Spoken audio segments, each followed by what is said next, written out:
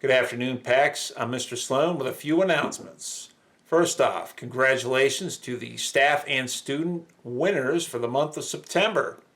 Miss Carol, Miss Jenkins, freshman Dominic Dorward, sophomore Zoe Roberts, junior Natalie Adams, and senior Ethan Lohr. Again, congratulations and keep up the good work. Now, here's a note from our athletic department. Fall sports conditioning will start next Monday, October the 12th. Students are reminded to contact their coaches for details and paperwork. If you are new or have not acquired this paperwork, probably physicals or COVID signatures are needed before Monday, please contact the athletic director, Mr. Powell. His email is right here. Oh. Next, a reminder from Sandusky. She would like everybody to follow Paw Prints, the magazine, on Twitter. Their handle is @PaxPrints16. Get all the deets, and hopefully you will see yourself in the paper soon. And now for a note from me. That's right, the yearbook advisor, Mr. Sloan. Ladies and gentlemen, whether you like it or not, we are making a yearbook for this school year. The only catch is, we need your help now more than ever. Please hook us with some pictures and some captions and follow us on Instagram and Twitter. That Instagram handle, @PaxYearbook. That Twitter handle, @PaxYearbook21. Follow us, get us pics. We're throwing polls up, we're throwing surveys up, senior superlatives. It's all getting put out there. So stay tuned, follow us, and help us make this the best yearbook ever. This is a history book, so help us make this book. Cool? Real cool. Now, it's time, baby. It's time for the variety show!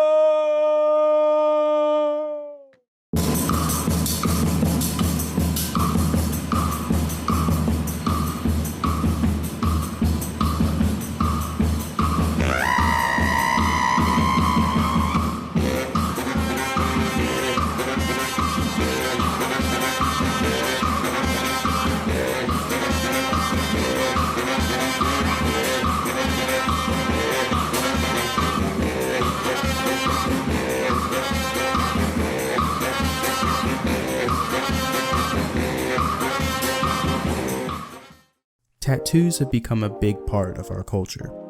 Older generations might see them as signs that you are in a gang or were once in jail, but younger generations are now starting to simply see them as works of art that people can present on their or other people's bodies. When it comes to the business world, however, tattoos have never been looked at in the same light. But with tattoos becoming more and more popular, especially with the younger generations, how long will that last? Will we one day see businessmen and women covered head to toe with tattoos, with the stigma of them steadily starting to go away? Well, to start off, in most states, you can get a tattoo as young as 16 years old. According to Inked magazine, 45 million Americans have at least one tattoo, which means about 14% of Americans are tattooed. 40% of Americans ages 26 to 40 are tattooed. Every year, Americans spend roughly $1,650,500,000 on tattoos. According to Alternet.org, nearly half of people between 18 and 40 have a tattoo, while only 36% of Gen X and 13% of baby boomers maintain any ink at all. Over the last 5 years, the number of tattoo parlors in the United States has increased by over 12%.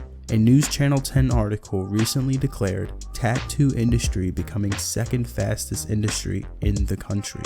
According to HuffPost.com, 86% of young professionals did not think piercings and tattoos reduced the chance of getting jobs. AimsEducation.edu states that 73% of people, not employers, say they would hire staff that had visible tattoos.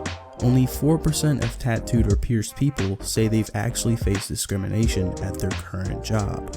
However, another part of research done by Forbes suggests Visible tattoos had a predominantly negative effect on employment selection, driven by the hiring manager's perception of customer expectations. CBS News states among those 60 and older, a whopping 63% see tattoos as inappropriate at work, but only 22% agree among the 18 to 25 set. But demographics suggest more acceptance is likely in the years ahead. Me personally, I believe tattoos shouldn't matter. If they're clean and not offensive, they're okay and shouldn't affect someone's career. We need to start looking at people based on the person they are and how talented and educated they are in their respective fields. So, maybe by the time I'm 50, things might be way different, who knows. But the times are changing. I think we can all see that, especially with all the current events going on now. So, stay hopeful, my tattoo lovers.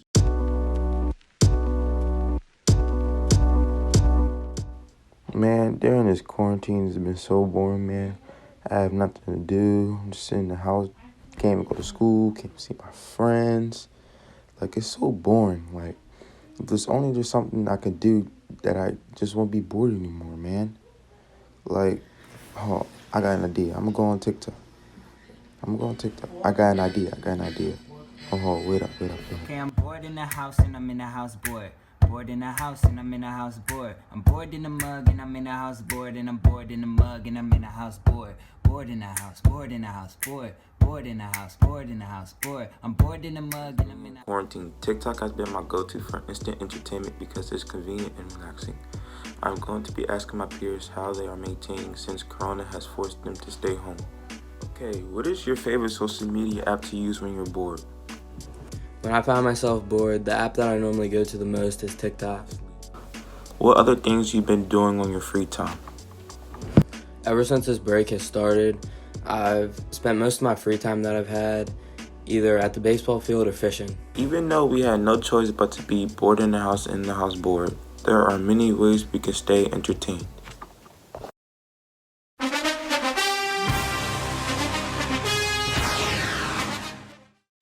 The NFL and Players Association announced last Wednesday that 11 players and 15 staff members tested positive for COVID-19 for the week ending October 3rd. Since August 1st, the league has reported out that out of 370,000 tests administered through October 3rd, 84 people have resulted positive.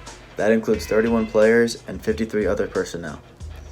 While appearing on the NFL Network on Wednesday, the NFL's chief medical officer, Dr. Alan Sills, was asked about the possibility of the league pausing the season since COVID-19 cases have already forced games to be postponed and team facilities to close.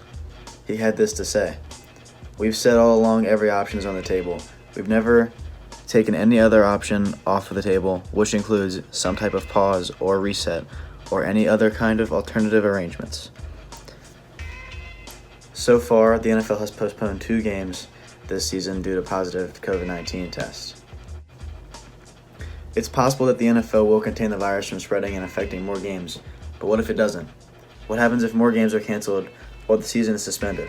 A lot of money is at stake for the league and its partners. TV networks including ESPN, Fox, NBC, and CBS collectively pay the NFL nearly $6 billion annually for the rights to televise games.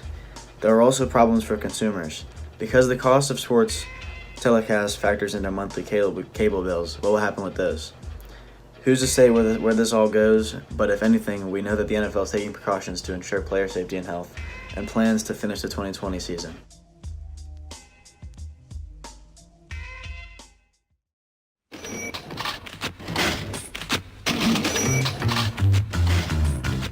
What is a habit? A habit is a routine of behavior repeated regularly that often occurs subconsciously. There are some good habits, but I'd like to touch on some bad habits. Biting nails, smoking cigarettes, and spending habits in particular. Over the years, it's become much more convenient for us to spend money on things that we want. Amazon has same-day delivery, you can get a pizza sent to your house, and there's probably a drive-thru on the way to anywhere that you're going. This makes spending habits an increasing problem. It's so easy for us to throw money out from our phones that we carry around in our pockets every day that it's that much easier to make a habit out of those things. Let's take Starbucks coffee for example. According to popular vote, the most popular drink at Starbucks is a caramel frappuccino. Let's break that down. A grande caramel frappuccino from Starbucks costs $4.45 and contains 370 calories. If you were to buy one caramel frappuccino every day for a year, you would have consumed 135,000 calories, and that's equal to almost 239 Big Macs. You would have also spent over $1,500, and that's enough to buy your first car. There are some ways that you can keep track of your spending and avoid developing bad habits. Mobile banking is one of them. Most banks have an app where you can keep track of your spending history, and you might find that $5 on McDonald's tastes better to you than it does to your bank account. The moral of the story is, keep track of your money. You should know how much money you're putting out there. Pack your lunch if you have to, because you never know if buying that Frappuccino every day is costing you a couple months of car insurance. That's all from me.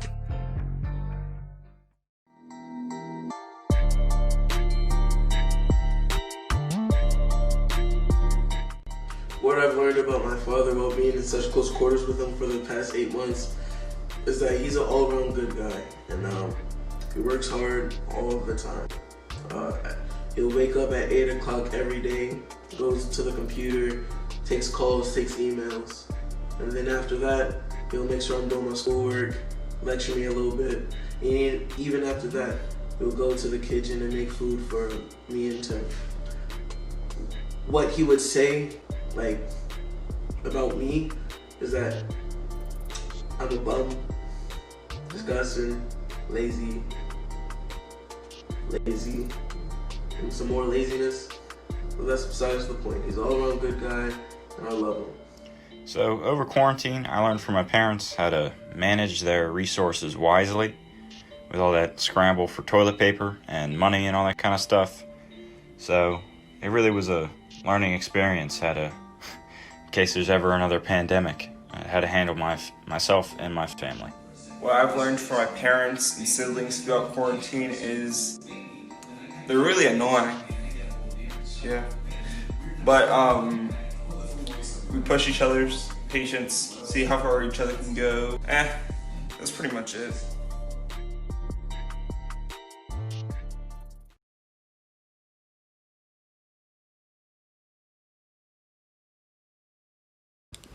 Rock band Van Halen's guitarist Eddie Van Halen died on October 6th after what his son Wolfgang called a long and arduous battle with cancer.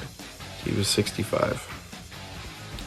Van Halen songs like Runnin' with the Devil, Panama, and Jump were the soundtrack to the lives of so many generations of rock bands, and his solos crackled like lightning and powered all the band's signature songs. There's no guitarist in the world who didn't idolize the fast-fingered, innovative playing of Eddie Van Halen. His death leaves a guitar-shaped hole in the musical universe. The group's first LP, Van Halen, though it climbed no higher than number 19 in the US, would ultimately be certified for sales of 10 million copies. Their next 5 multi-platinum albums all reached the top 10. 1984, released in its title year, contained the band's first and only number 1 single, the synthesizer-driven Jump, and sold another 10 million units. In 2007, the band was inducted into the Rock and Roll Hall of Fame. Van Halen reunited in 2007 with frontman David Lee Roth, and the tour grossed more than $90 million. But it was plagued by rumors of inter-band strife.